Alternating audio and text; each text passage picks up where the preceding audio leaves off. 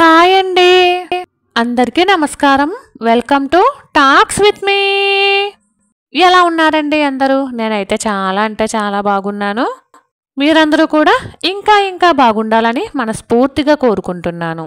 ఇవాళ వీడియోలో 45,000 జీతంతో 12,78,000 రూపాయల అప్పుని ఎన్ని రకాలుగా తీర్చవచ్చో ఇవాళ వీడియోలో చూసేద్దామండి. అప్పు కాదు, పర్సనల్ లోన్ అని చెప్పేసి అడిగారండి. మరి 12,78,000 పర్సనల్ లోను ఎలా తీర్చాలో ఏంటో ఈ వీడియోలో చూసేద్దాము. దానికంటే ముందు ఈ ఛానల్ని ఎవరైనా ఫస్ట్ టైం చూస్తున్నట్లయితే సబ్స్క్రైబ్ చేసుకుని సపోర్ట్ చేయండి. అలాగే వీడియోలో ఐడియాస్ కనుక మీకు నచ్చినట్లయితే వీడియోకి ఒక చిన్న లైక్ ఇచ్చి మరింత ముందుకు తీసుకెళ్ళండి. వీడియోపై మీ అభిప్రాయాన్ని కామెంట్ సెక్షన్లో తెలియజేయండి. వీడియోలో ఐడియాస్ కనుక బాగున్నాయి, నచ్చుతున్నాయి, ఎంతో కొంత ఉపయోగకరంగా ఉన్నాయి అని చెప్పేసి మీరు అనుకుంటే ఈ వీడియోలు ఎవరికైతే అవసరం ఉన్నాయో వాళ్ళందరికీ కూడా షేర్ చేయండి. ఇక ఆలస్యం కాకుండా మనమైతే టాపిక్లోకి వెళ్ళిపోదాము. కొత్త ఉదయంలో సరికొత్త ఆశలతో మరొక రోజులోకి మనందరికీ స్వాగతం అండి. 45,000 జీతంతో 12,78,000 రూపాయల పర్సనల్ లోన్ని ఎలా కట్టాలి అనేది ఈ వీడియోలో చూసేద్దామండి. ఈ 45,000 జీతంలోనే ఇంటి ఖర్చులు ఉండాలి, అలానే ఒక పాప ఉంది అని చెప్పేసి అన్నారు.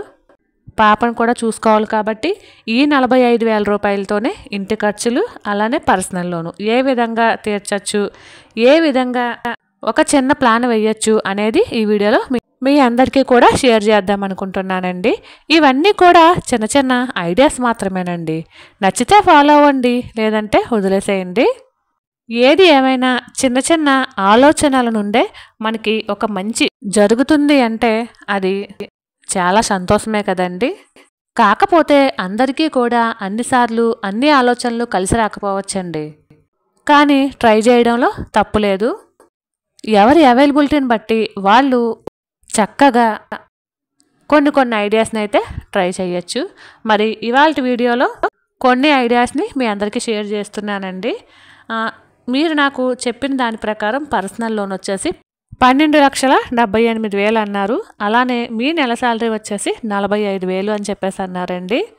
మీరు నాకు ఇచ్చిన డీటెయిల్స్ ఓన్లీ ఈ రెండే, అంటే రెంట్ హౌసా లేదంటే ఓన్ హౌసా ఇలాంటివేమీ కూడా మీరు నాకు చెప్పలేదు. మీరు ఇచ్చినటువంటి ఈ 2 డీటెయిల్స్ని బట్టే ఒక చిన్న ప్లాన్ అనేది మీకు షేర్ చేస్తున్నాను. నచ్చితే ఫాలో అవ్వండి, లేదంటే లేదు. సాధారణంగా పర్సనల్ లోన్స్కి వడ్డీ శాతం ఎంత ఉంటుందండి? ఆల్మోస్ట్ అందరికీ తెలిసిందే కదా. 10 నుండి 16% వరకు కూడా వడ్డీ రేట్ అనేది ఉంటుంది. అది మనం ఎంచుకున్న బ్యాంకులు బట్టి కూడా ఉంటుంది. ఇప్పుడు మనం యావరేజ్గా 12 నుండి 13% వరకు వడ్డీ రేటు కలిపి పర్సనల్ లోను ఎలా తీర్చాలో చూద్దామండి. పర్సనల్ లోను సాధారణంగా 5 సంవత్సరాలు, 7 సంవత్సరాలు, 9 సంవత్సరాలు, 10 సంవత్సరాలు ఇలా అయితే ఉంటుంది కదండి. ఇంకా ముందు కూడా మనం తీర్చేయచ్చు.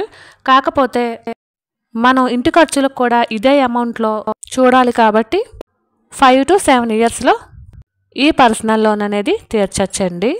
45,000 జీతంతో మీరు 5 ఇయర్స్లో కనుక పర్సనల్ లోన్ తీర్చాలి అని చెప్పేసి అనుకుంటే ఇంచుమించు మీరు ప్రతి నెల కూడా 18,000 నుండి 22,000 లోపు అయితే మాత్రం ప్రతి నెల ఈఎంఐ కింద కట్టాల్సి ఉంటుంది. అంటే ఆల్మోస్ట్ 5 సంవత్సరాలు అంటే 60 నెలలు కదండి. అలానే 7 సంవత్సరాలు అంటే 84 నెలలు. ప్రతి నెల కూడా మీరు 18,000 నుండి 22,000 వరకు కూడా మీరు పర్సనల్ లోన్కి ఈఎంఐ రూపంలో కట్టాల్సి ఉంటుంది. వడ్డీ కాకుండానండి. అదే వడ్డీతో కలిపి అయితే 28,460 రూపాయలు ప్రతి నెల మీరు పర్సనల్ లోన్కి ఈఎంఐ అయితే పే చేయాల్సి ఉంటుంది కదా. ఈ 12,78,000కి వడ్డీతో కలిపి 17,07,600 రూపాయలనైతే మీరు మొత్తం 60 నెలలకు గాను ఈఎంఐ రూపంలో చెల్లించాల్సి ఉంటుందండి. అదే కనుక మీరు 7 సంవత్సరాలకి కనుక ఈఎంఐ కనుక ప్రతి నెల కట్టుకుంటూ వస్తే వడ్డీతో కలిపి 23,300 రూపాయలనైతే మీరు ప్రతి నెల ఈఎంఐ రూపంలో అయితే పే చేయాల్సి ఉంటుంది కదండి. అది ఎప్పుడు 7 సంవత్సరాలకండి. కానీ ఇలా చేస్తే ఏంటంటే ఈఎంఐ మనకి తక్కువగా ఉంటుంది, కానీ వడ్డీ ఎక్కువ అవుతుందండి. అది కూడా ఆలోచించుకోవాలి. ఎందుకంటే మనం 5 సంవత్సరాలకు కాదు 7 సంవత్సరాలకి అంటే ఎక్స్ట్రా ఇంకొక 2 సంవత్సరాలకి వడ్డీ అయితే పే చేస్తున్నాము. కాకపోతే నెల భారం కొంచెం తగ్గుతుందండి. ఎందుకంటే మనకి ఖర్చులు ఉంటాయి కదా ఇంట్లో. 45,000 రూపాయల జీతంలో సగం పైనే మనకి లోన్కి వెళ్ళిపోతూ ఉంటే మనకి ఇంకా ఇంట్లో ఖర్చులకి మళ్ళీ కొత్తగా అప్పులు చేయాల్సి వస్తుంది. కాబట్టి కొంచెం లేట్ అయినా పర్లేదు అని చెప్పేసి అనుకుంటే మీరు 7 ఇయర్స్ ఈఎంఐ ఆప్షన్ అనేది ఎంచుకోండి. మళ్ళీ చెప్తున్నానండి, మీరు ప్రతి నెల కూడా 28,460 రూపాయలు పే చేసినట్లయితే 5 సంవత్సరాలకు గాను మీరు మీ మొత్తం అసలు ప్లస్ వడ్డీతో కలిపి మీ పర్సనల్ లోన్ అనేది క్లియర్ చేసుకోవచ్చు. ఇది జస్ట్ ఉదాహరణకి మాత్రమేనండి. అలానే 7 సంవత్సరాలకు కనుక మీరు ప్రతి నెల ఈఎంఐ పే చేసినట్లయితే 23,300 రూపాయలనైతే ప్రతి నెల పే చేయాల్సి ఉంటుందండి. ఇప్పుడు ఈ 45,000 రూపాయలని ఇంటి ఖర్చులకి, లోన్కి, వీటన్నిటికీ కూడా ఎలా డివైడ్ చేయాలో చూద్దామండి. అంటే ఒక చిన్న బడ్జెట్ ప్లాన్ అనుకోవచ్చు. సాధారణంగా అందరూ చెప్పేదేనండి, అందరికీ తెలిసింది కూడా. గోల్డ్ కనుక ఉంటే తాకట్టు పెట్టో అమ్మేసో లోన్ కట్టేయటము, లేదంటే స్థలం కానీ పొలం కానీ ఉంటే దానిని కూడా లీజుకి ఇచ్చో అమ్మేసో పర్సనల్ లోన్ అనేది కట్టేయటము, లేదు అంటే మన బంధువులలో మనకి బాగా తెలిసిన వాళ్ళు ఎవరైనా ఉంటే వడ్డీ లేకుండా ఒక్కొక్కసారి మనీ ఇస్తూ ఉంటారు కదా, అలా తెచ్చి ఇక్కడ పర్సనల్ లోన్ కట్టేసి ప్రతి నెల ఇంత అని చెప్పేసి వాళ్ళకి జమ చేయడమో చేయొచ్చండి. అలానే ఎక్స్ట్రా ఇన్కమ్ కోసం కూడా ట్రై చేయాలి. కానీ ఈ రోజుల్లో ఉన్న ఇన్కమ్ని కాపాడుకోవడానికే మనకి టైం సరిపోతలేదు. ఒక్క ఇన్కమ్ని సంపాదించడానికే మనకి చాలా కష్టపడాల్సి వస్తుంది. ఇక సెకండ్ ఇన్కమ్కి కొంచెం ఆలోచించుకుని ఓపుకుంటే సెకండ్ ఇన్కమ్ కూడా ట్రై చేయొచ్చు. ఇప్పుడు మీకు వచ్చే 45,000లో మీరు 2 రకాలుగా డివైడ్ చేసుకోండి. ఒకటి ఇంటి ఖర్చులకి, రెండోది లోన్కి.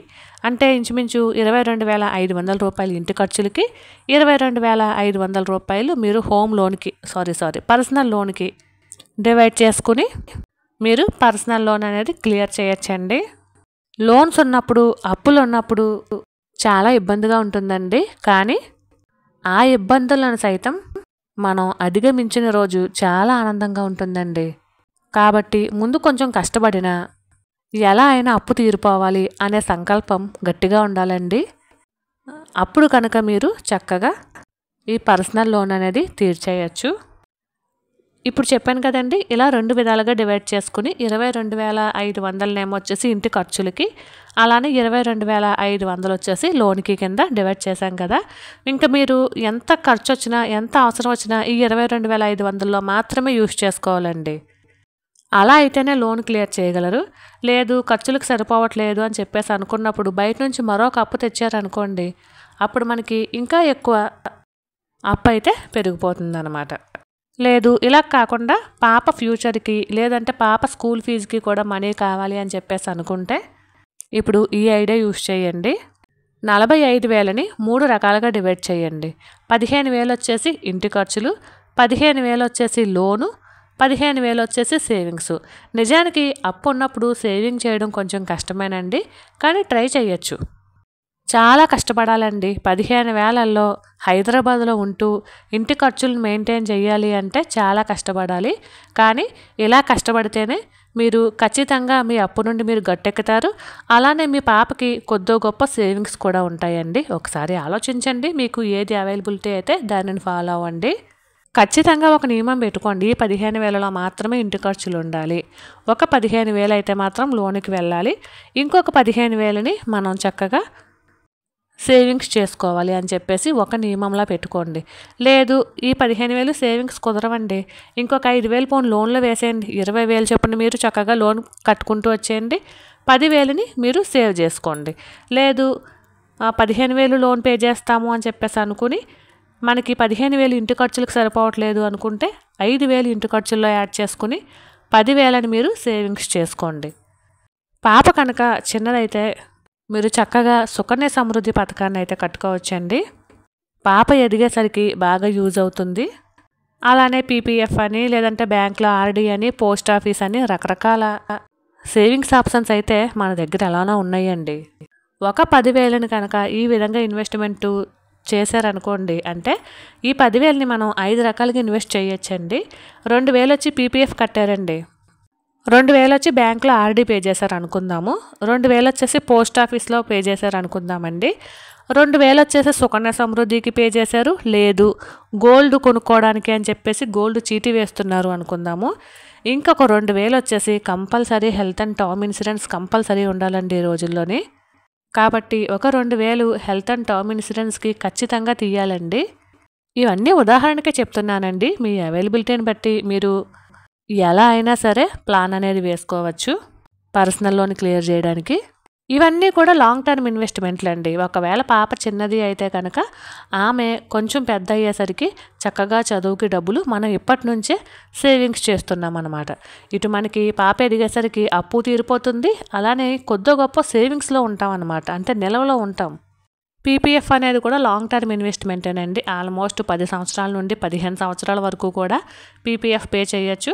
అదే బ్యాంకులో ఆర్డీ అనుకోండి 3 సంవత్సరాలతో క్లోజ్ చేసుకోవచ్చు. 3 సంవత్సరాలు లేదా 5 సంవత్సరాలు ఇలాగా మనం పెట్టుకోవడం బట్టి ఆర్డీ అనేది ఉంటుంది. పోస్ట్ ఆఫీస్లో ఆర్డీ కూడా అంతేనండి. 3 years to 5 years 7 years ఇలా మనము ఎంచుకున్న దాన్ని బట్టి ఉంటుంది. గోల్డ్ స్కీమ్ అయితే 1 yearకి ఒకసారి మనం గోల్డ్ని అయితే తీసుకోవచ్చు అనమాట. ఇప్పుడున్న రేటు ప్రకారం 2000 పే చేస్తే కనుక మనకి మిల్లీగ్రామ్స్లోనే గోల్డ్ వస్తుంది. కానీ అలా వచ్చినటువంటి ఆ మిల్లీగ్రామ్స్ గోల్డే పాప ఎదిగేసరికి ఎంతో కొంత గోల్డ్ అయితే అవుతుందండి. మీకు ఏది నచ్చితే ఆ ఐడియా ఫాలో అవ్వండి. ఫస్ట్ ఏమొచ్చేసి 45,000ని 2 రకాలుగా డివైడ్ చేయమని చెప్పేసి అన్నాను కదా. ఒకటి ఇంటి ఖర్చులకి, ఇంకోటి లోన్కి. ఇలా చేస్తే లోను త్వరగా క్లియర్ అయిపోతుంది, కాకపోతే సేవింగ్స్ ఉండవు. అలానే 45,000ని 3 రకాలుగా కనుక మీరు డివైడ్ చేసి ప్రతి అవసరానికి కూడా 45,000ని వాడుకున్నట్టయితే మీకు ఇంటి ఖర్చులు పోతాయి, అలానే పర్సనల్ లోను ప్రతి నెల ఈఎంఐ రూపంలో కట్టినట్టు ఉంటుంది. మీ పాపకి కూడా మీరు చక్కగా సేవింగ్స్ అమర్చినట్టు ఉంటుందండి. మీకు ఏ ఐడియా నచ్చితే ఆ ఐడియా ఫాలో అవ్వండి. మరి మీ అందరికీ అర్థమయ్యేటట్టే చెప్పాను అనుకుంటున్నానండి. మరైతే ఇదేనండి వాళ్ళ వీడియో. ఈ వీడియో మీకు నచ్చినట్లయితే please like, share and subscribe. మరొక వీడియోతో మళ్ళీ కలుసుకుందామండి. అంతవరకు ఉంటాను. Thank you for watching. Bye.